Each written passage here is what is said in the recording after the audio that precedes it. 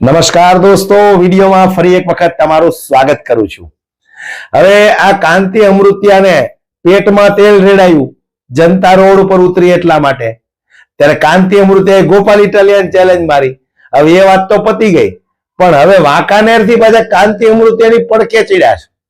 વાંકાનેરના ધારાસભ્ય જીતુભાઈ સોમાણી એમ કહે છે કે ભાઈ હું રાજીનામું દેવા તૈયાર છું। એલા ભાઈ, કરતા હોય કરી ખાઓ, નકર ભૂપત ભાયાણીની જેમ ટલ્લે ચડી જાઓ। આવડા કોઈ રાજીનામું દેવા નથી, ખાલી ફાંકા ફોજદારી કરે છે। સત્તાના લાલચુ માણસો હોય રાજીનામા દે।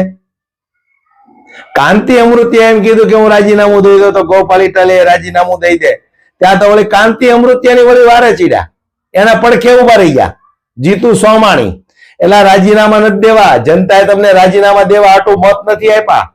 જનતાએ તમને કામ કરવા માટે મત આપ્યા છે। ખુરશી મળી ગઈ એટલે નત નવા નાટકો ચાલુ કર્યા છે। સાંભળો તમે, આ વાંકાનેરના ધારાસભ્ય જીતુ સોમાણીએ શું નિવેદન આપ્યું છે, સાંભળો એક વખત। જીતુભાઈ, અત્યારે મોરબી માળિયામાં ગોપાલ ઇટાલિયા ચૂંટણી લડવા માટે કાંતિલાલ અમૃતિયાને ચેલેન્જ આપી રહ્યા છે, એ બારામાં તમારું કહેવાનું શું થાય છે? ભારત માતા કી જય। નમસ્કાર મિત્રો, ગોપાલભાઈ ઇટાલિયા જે ચેલેન્જ દઈ રહ્યા છે તેમાં મારે એટલું જ કહેવાનું છે કે ગોપાલભાઈ ઇટાલિયા વિસાવદરની વિધાનસભામાંથી ચૂંટાયેલા છે અને ગોપાલભાઈ ત્યાંથી રાજીનામું આપી દે અને કાંતિલાલ અમૃતિયા એ મોરબી વિધાનસભામાંથી રાજીનામું આપે અને બંને લોકો ચૂંટણી લડે। એ ચૂંટણીમાં ખ્યાલ આવી જશે, બરોબરીના ખેલ થશે। જોકે ગોપાલભાઈ ઇટાલિયા તો શિક્ષિત છે, ગ્રેજ્યુએટ છે અને વકીલ છે, પણ સામે કાંતિલાલ ભલે અંગૂઠા છાપ હોય। અમને તેમની ચેલેન્જ સ્વીકારી છે। ગોપાલભાઈ જ્યારે હોય ત્યારે આ દેશના વડાપ્રધાન નરેન્દ્રભાઈ મોદી, આ દેશના ગૃહમંત્રી અમિતભાઈ શાહ વિશે જે અભદ્ર ઉચ્ચારણો જે કરી રહ્યા છે એ તેમને શોભતા નથી। બાકી તો હાથી એની મદમસ્ત ચાલમાં ચાલ્યો જતો હોય અને પાછળથી કૂતરા ભણતા હોય એ પાછળથી જ ભણે, પણ એ હાથીની સૂંઢ પાસે ન આવે, અને જો સૂંઢ પાસે આવે તો હાથી ઉલારીને ક્યાંય ફંગોળી દે અને કાં પગ નીચે કચરી નાખે। એટલે આવું ભસવાની વાત બંધ કરો અને તમે ચેલેન્જ સ્વીકારો। અમે એ ચેલેન્જ સ્વીકારી છે। સોમવારે તારીખ 14ના રોજ બંને અધ્યક્ષશ્રી પાસે જાય, ત્યાં એમના રાજીનામા આપે અને ચેલેન્જ સ્વીકારે। અને એ ચેલેન્જમાં જો ગોપાલભાઈ ઇટાલિયા મોરબીની સીટ જીતી જાય તો પણ હું ચેલેન્જ ફેંકું છું કે હું વાંકાનેરના ધારાસભ્ય તરીકે રાજીનામું આપીશ। એ વાત પણ ચોક્કસ છે, પણ ગોપાલભાઈ ઇટાલિયા વિસાવદરની સીટમાંથી રાજીનામું આપે અને મોરબી ચૂંટણી લડવા આવે, અમે એનું સ્વાગત કરીએ છીએ।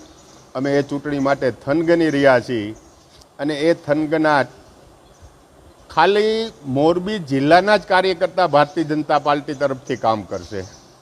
નહીં અમારા મંત્રી આવે, નહીં અમારા પ્રદેશ કક્ષામાંથી કોઈ આગેવાન અહીં કાંતિભાઈનો પ્રચાર કરવા આવે। તમારે જો રાષ્ટ્રીય લેવલના નેતાઓને મોરબીમાં ઉતારવા હોય એ પણ છૂટ છે। અમે મોરબી જિલ્લાના કાર્યકર્તાઓ આ ચૂંટણી લડવા માટે સક્ષમ છીએ અને એ જીતી બતાડશું। અને જો કાંતિભાઈ હારે તો હું ચોક્કસ વાંકાનેર વિધાનસભા 67ની સીટ ઉપરથી રાજીનામું આપી દઈશ, એવી મારી ચેલેન્જ છે। આવો, પધારો ગોપાલભાઈ ઇટાલિયા, અમે તમારું સ્વાગત કરીએ છીએ અને ચૂંટણીના મેદાનમાં આવી જાઓ। અને મોરે મોરો જે કરવાની વાત છે ને ગોપાલભાઈ, એ મોરે મોરો એમનેમ નથી થતો। એનું કારણ છે કે મોરે મોરા મારવા હોય ને તો એમાં એ હિંમત જોઈ ને, એ હિંમત એની ગરથુથીમાંથી આવે છે.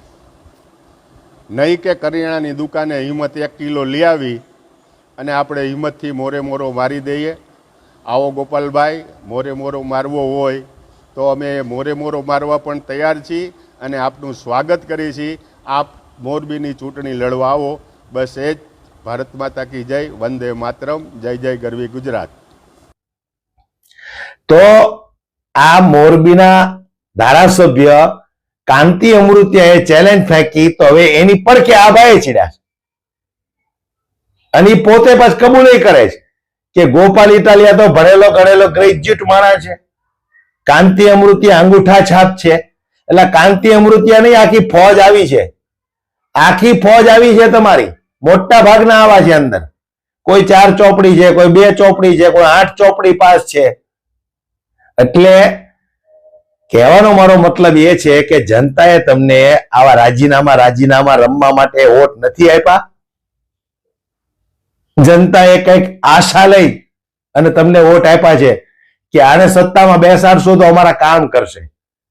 પણ હવે મારે જનતાને એટલું કહેવું છે કે જે રીતે તમે મોરબીની અંદર વિરોધ કર્યો અને કાંતિ અમૃતિયાને દરમાંથી બહાર કાઢ્યા, એવી જ રીતે જે તાલુકાની અંદર, જે વિસ્તારની અંદર ભારતીય જનતા પાર્ટીના ચૂંટાયેલા ધારાસભ્યો જો કામ ન કરતા હોય તો એનો વિરોધ તમે કરશો તો આ ઉંદડાની જેમ બહાર આવશે. કારણ કે 2 વર્ષ પછી પાછી ધારાસભ્યની ચૂંટણી આવે છે. આ સત્તાના લાલચુઓ, સત્તામાં બેસવું કોને ન ગમે ભાઈ. એટલે આવડા લોકો ઉંદડાની જેમ બહાર આવશે, થોડા ઘણા તમારા કામ કરશે અને તમને વિશ્વાસમાં લઈ લે. એટલે 2027માં તમારે ધ્યાન રાખવાનું છે. પણ હાલ જે રીતે વાંકાનેરના ધારાસભ્ય જીતુ સોમાણીએ નિવેદન આપ્યું, એ નિવેદન વિશે તમારું શું કહેવું છે મને કોમેન્ટ બોક્સમાં દોસ્તો કોમેન્ટ કરીને જરૂરથી જણાવજો. ધન્યવાદ.